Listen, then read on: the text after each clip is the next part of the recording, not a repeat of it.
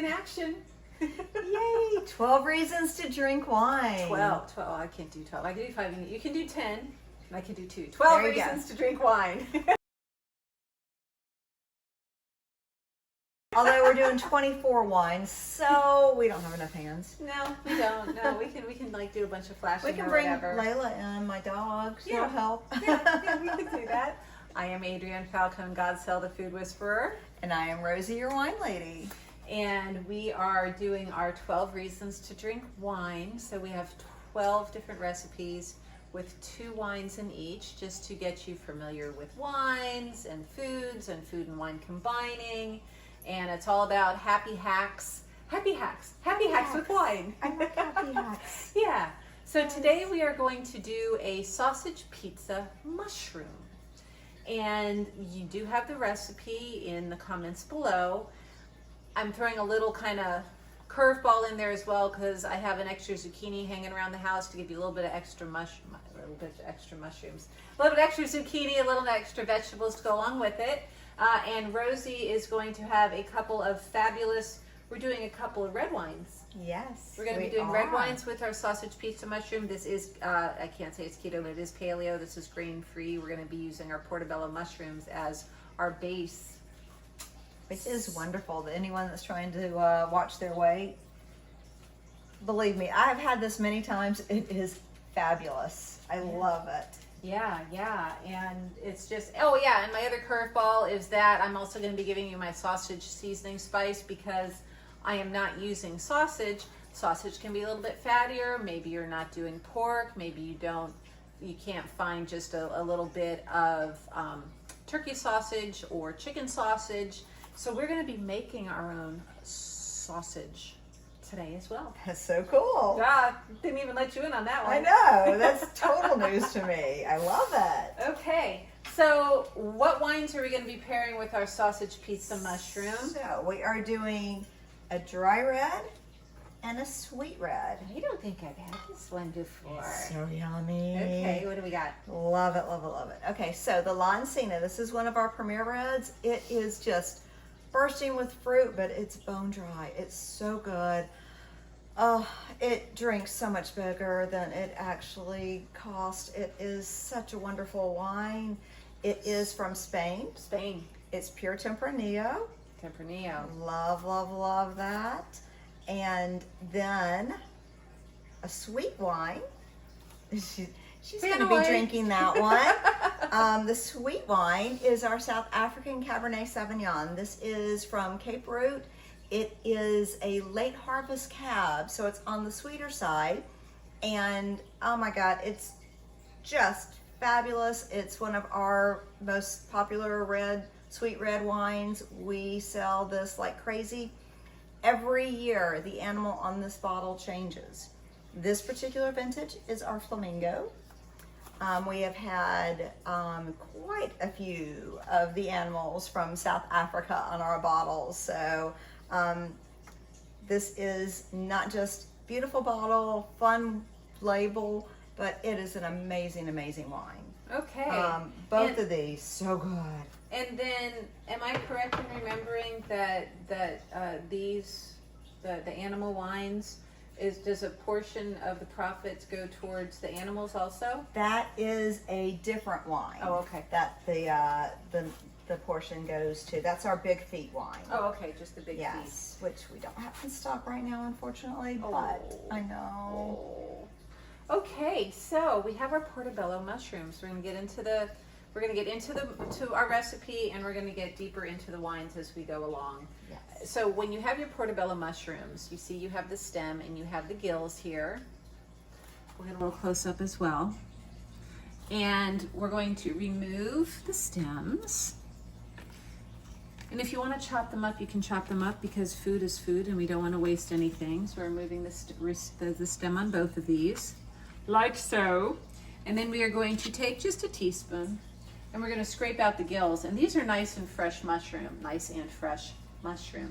Why do I say that? Because the gills look nice and healthy. They're not wet, they're not moist, they're not black or anything.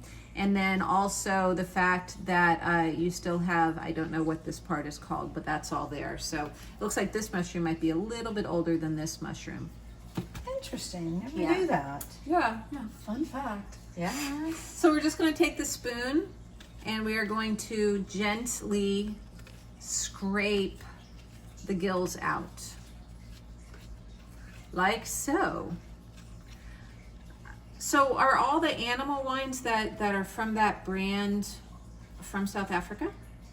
Yes. All. Well, these particular ones with the black and the gold label are all South African, all Cape Root. Okay.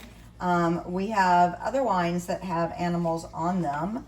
Like we have Murder of Crows, Parliament of Owls, Flamboyance of Flamingos, a lot of other Raft of Penguins, a lot of other wines like that that are from other countries, but they are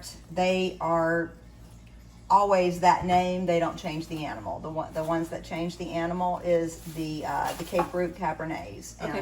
Well, Cape Root Cabernet, Pinotage, and Chenin Blanc. Those are the three that we have from Cape Root that have different animals on it.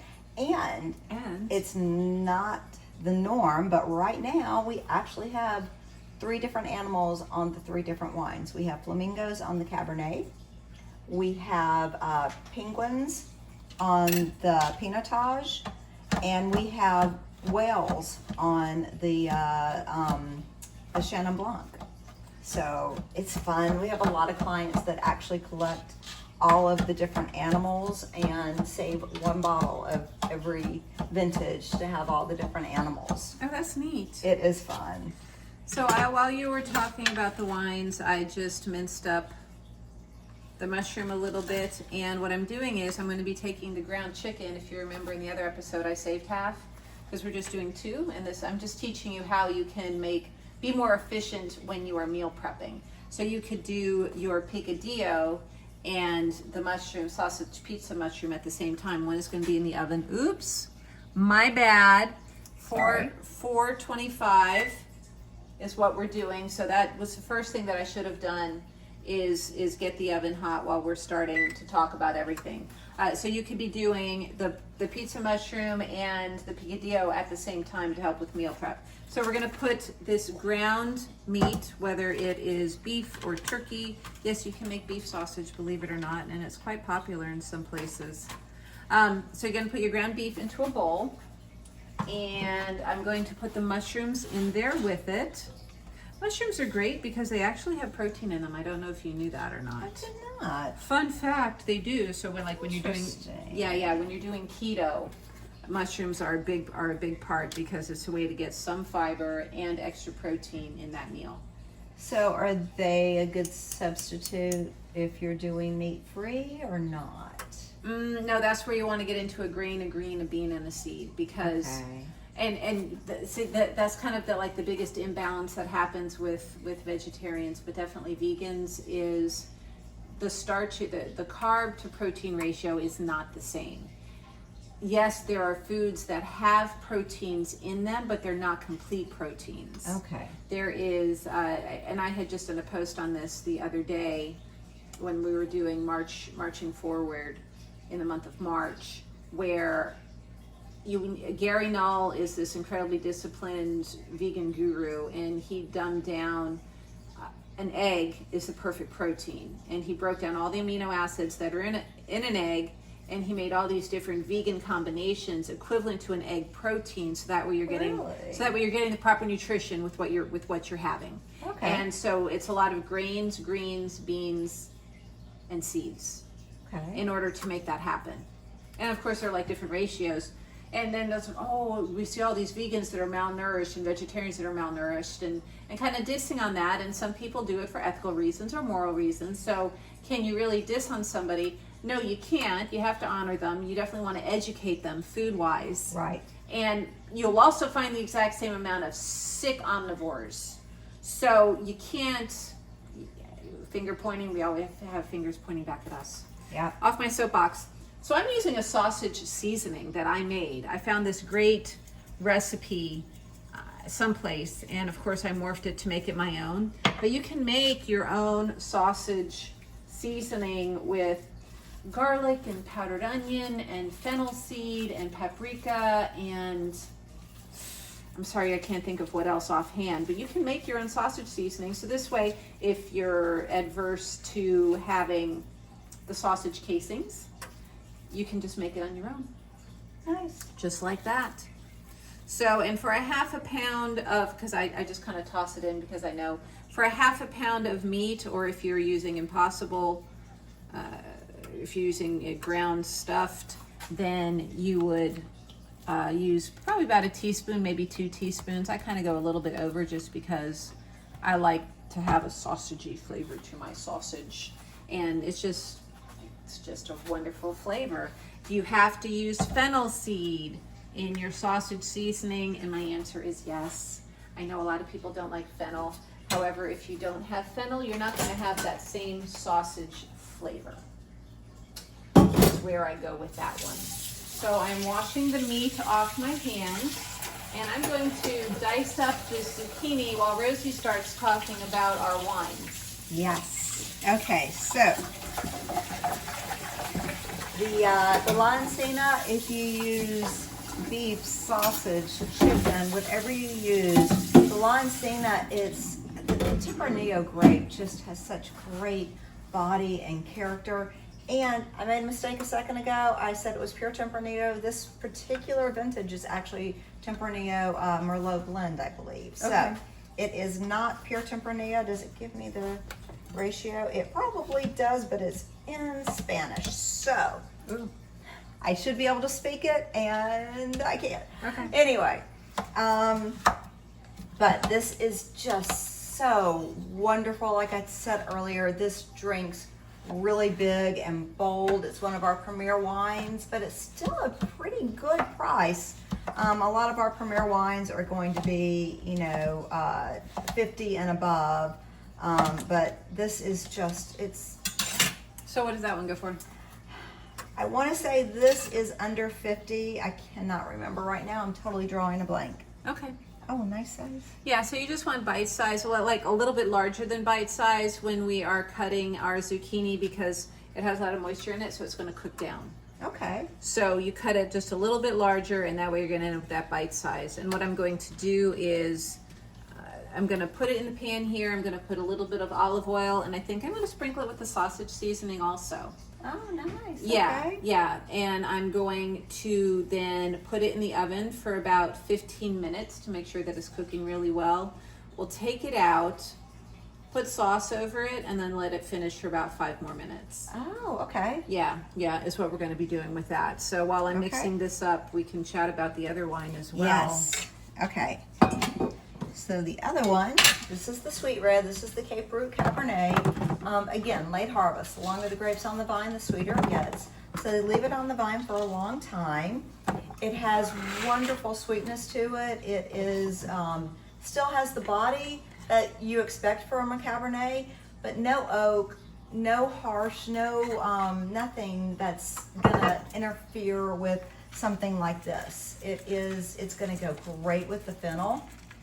It is the sweetness of the wine is going to really mellow the fennel out a little bit. So if you're not a fan of fennel, which I didn't know that was a thing, but yes, everyone likes different things. So if you're not a fan of fennel, this will actually mellow out the taste of that. Okay, all right. I was going to let you smell Oh yes, I the, would love to. my hands have oil on them now, but if you'd like to take that. So can you almost, this is, I don't know, I can't think of the word I'm thinking for.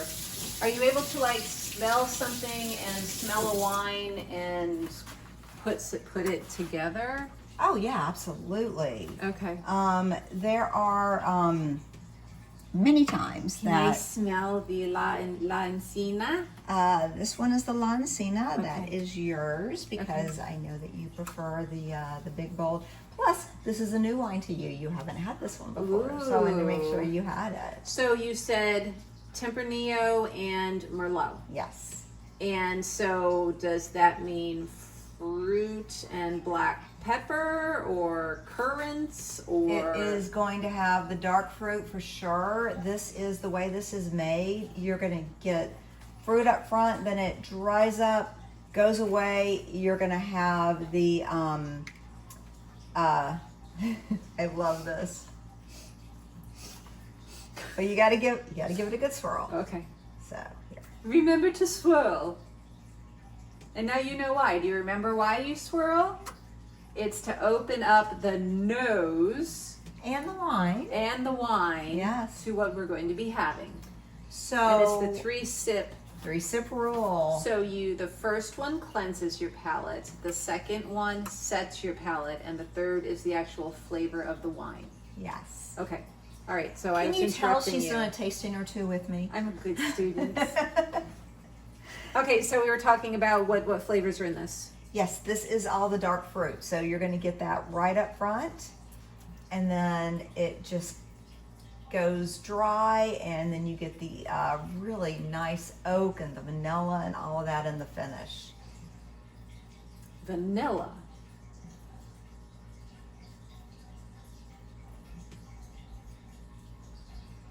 So I don't like the vanilla flavor in wines, but I think maybe this seasoning kind of like mutes that, or that somehow blends together. Is that possible? Very possible. Okay. Yeah. All right, so we are going Absolutely. to Just put, like I said, the sweet's gonna mellow the fennel. So yeah. Okay, there we go. So we're gonna put this in the oven. We'll put the timer on for 10 minutes, Set a timer for 10 minutes. and we'll get back to you in a little bit. And now it's time to get our mushroom out and our zucchini. And we're going to toss the sauce on. So the reason why I like to put a little bit of sauce on this while it's still cooking is it almost caramelizes it. So I don't know what to call it, but I do like to put this back into the oven just maybe to get the moisture out of it a little bit. I'm not going to put the cheese on it until I take it out. So if you're doing meal prep, A, this way you're not destroying the cheese and you just have this melty muck. And B, if you are going to be serving them right away, the cheese melts to where it's just this nice gooiness. So we're going to put this back in the oven for about 5 minutes.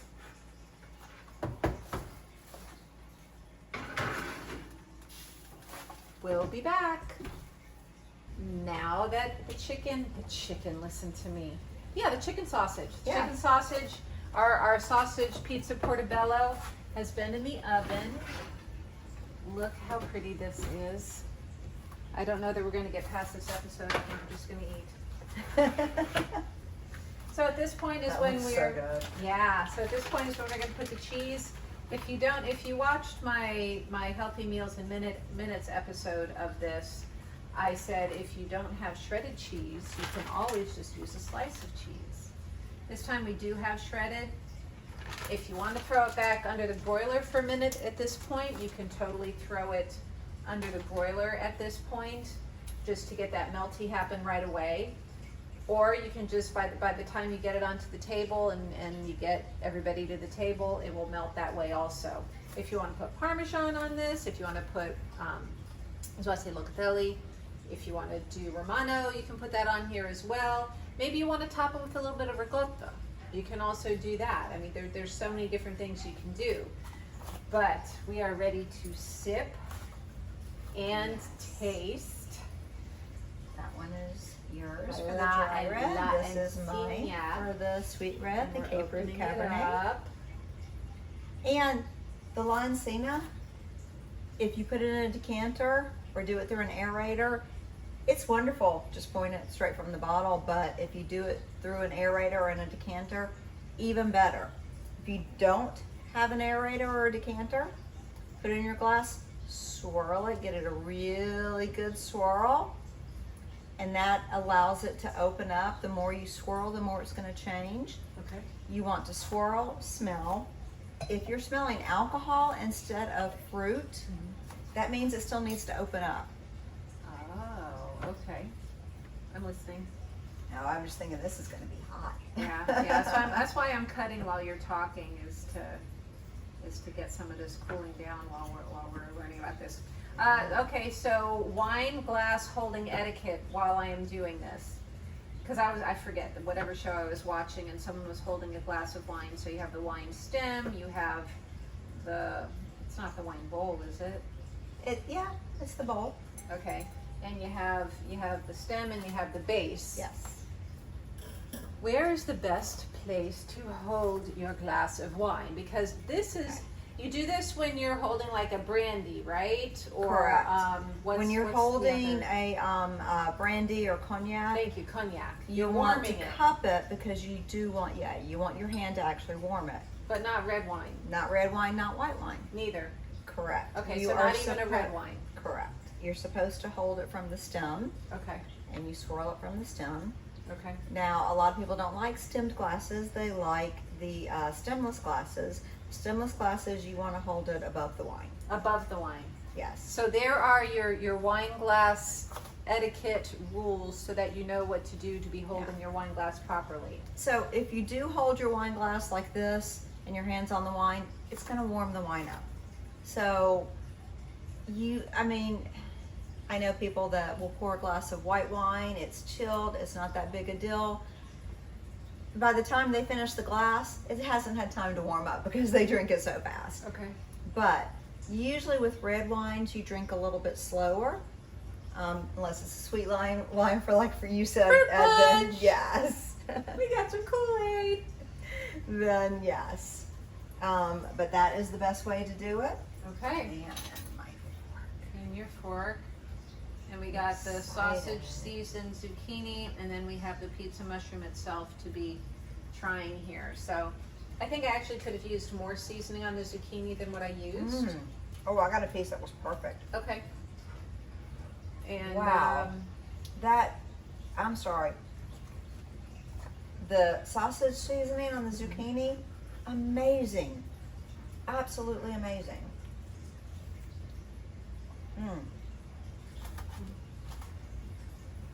you may need to have the pizza. That might be too big for your mouth. Yeah, it will be.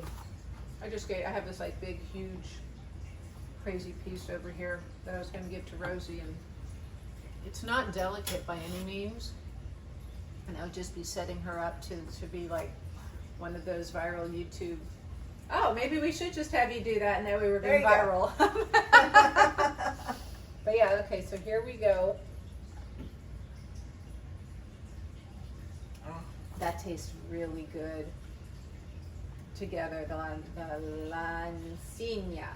lancina, which is Tempranillo and Merlot, Correct. is what it is. It doesn't want me to pick it up. I'm having trouble here. Use your fingers. No, it's okay. Use your fingers. I got it. We're family. I can. Everybody's family. We're all in this together, learning new things with food and wine and flavors and and I'll make sure to get that sausage recipe to you. If I for some reason forget to give you that sausage recipe, you can always find it on either my Instagram or my Facebook or my TikTok page, but it's there, or DM me and I'll give it to you, and I'll make sure to get that in the post as well. But yeah, I mean, and I made this a mild sausage seasoning. You can always add the crushed red pepper if you want it to be spicier. You can add some even cayenne pepper to make it buff it up. But yeah, so what do you think? Oh, wonderful. I want to keep eating. Like you said, we may not do the other episodes. We may not do the other episodes, or we will just leave this here and say, I am the food whisperer, Adrienne Falcone Godsell. And Rosie, your wine lady, Eating with our 12 reasons to drink wine. Until next time. Cheers. Cheers.